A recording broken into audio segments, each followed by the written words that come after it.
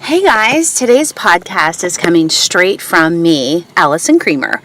So it's been on my mind to do this for a little while, and while I had a time to head into work, I just wanted to chat with you guys about getting into real estate. Now, I think I've had about 8 people in the last maybe year and a half or 2 years contact me about getting their license and asking some advice on what they should do to get started. Now, some of these requests come because it's, of course, through appearance, obviously looks like I have, by what other people say, an amazing life. I spend a lot of time with my daughter. I have time to craft. I have time to go do things with her. And I'm sure on appearance, it looks like it is a completely stress-free and easy way to earn an income. Now, with that said, I do have to admit, I personally think that I've been doing it, 14 years now, and it does come easy, in my opinion now. But that is not the way it started out. It definitely wasn't easy back in 2002 when I started my real estate career.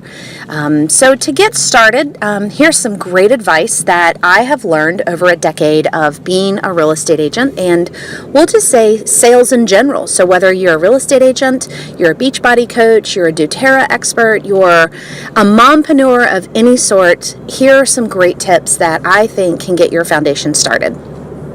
The first thing is obviously whether it be signing up, getting involved, taking the test, you've got to make that commitment to study, to know your product, and to get your license, if in fact that's, for a real estate agent. Now, I don't have a preference on what school or what company or anything of the sort, because after a decade or more of doing this, I've come to realize that the class that you take to get prepared does nothing for getting you into the market. Just know that you have to know these things. There's a lot of federal rules and laws, and that's really where the course takes you. They want to make sure that you understand fair housing, how you get paid, all of those really important things when it comes to helping people decide where they want to live.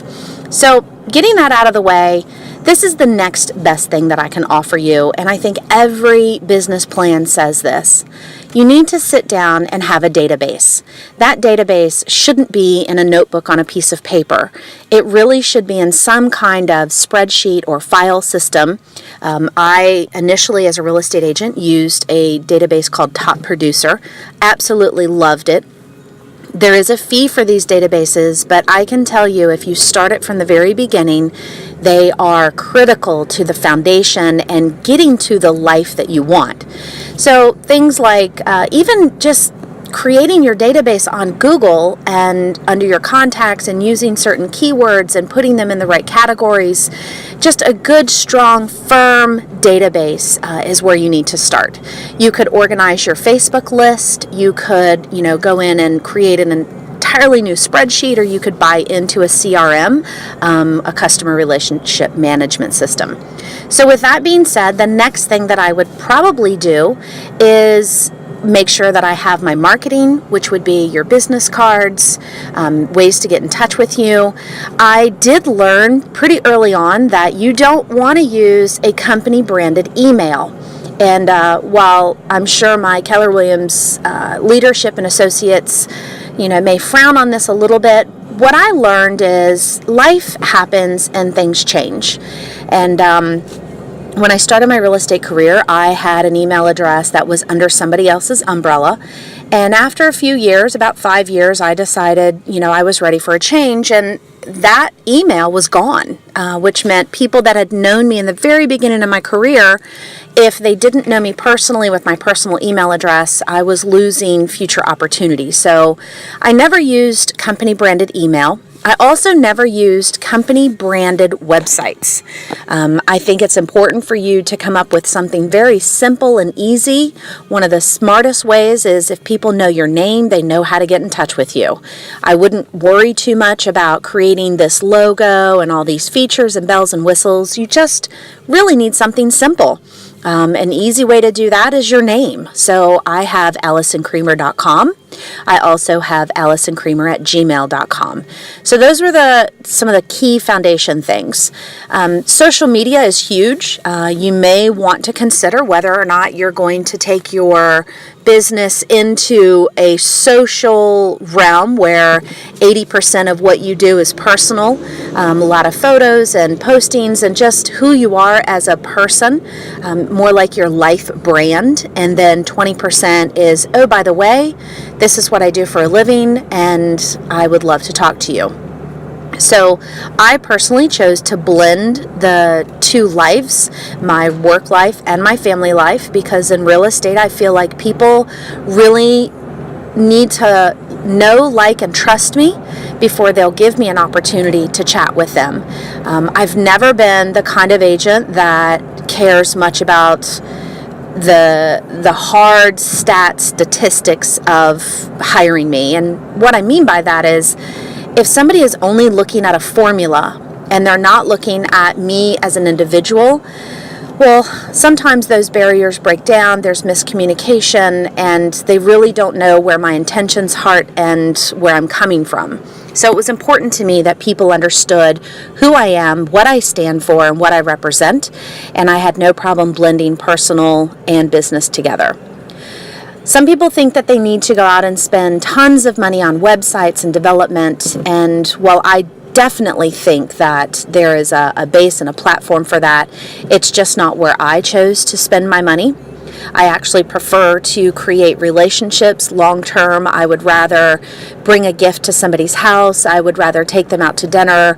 I would invest in them personally rather than spending money trying to just get leads to build a database. So in the beginning, you may have to do some kind of lead generation database and pay for those systems. But if you started your foundation right from the very beginning, you had a good CRM, you organized your client base, you stayed in touch with them, you created relationship, those lead management purchase software things, eventually you may not have to use them as much.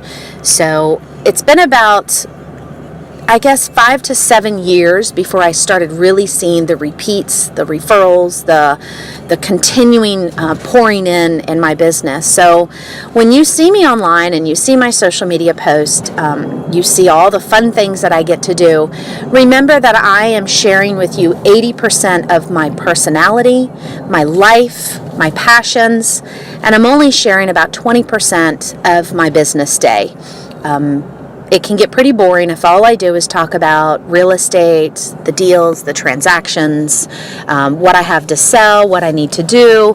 I don't think that I would have much of a following, a base. I wouldn't have much communication going on. So please don't be fooled. We work very hard. We probably put in more hours than a traditional job. We sacrifice quite a bit on a personal level to be there for our clients. The stress sometimes is overwhelming. I actually am dealing with two very critical issues right now in my real estate career, and I hope that they're resolved gracefully so that I can share them with my listeners at some point. So I hope that helps you if you're real estate or you're a mompreneur or you're just an entrepreneur getting started. One of the best things that I can say is get a good customer service database, create relationships, invest in their lives, and ultimately they will invest in yours. This is Alison Creamer with a new branded site called Alison Creamer & Company, Keller Williams Realty. I also have coffeewithcreamer.com, which is my personal blog. You can follow me on Facebook groups, The Power of doTERRA 123. And of course, all the other social media sites that you can link to can be found at AlisonCreamer.com.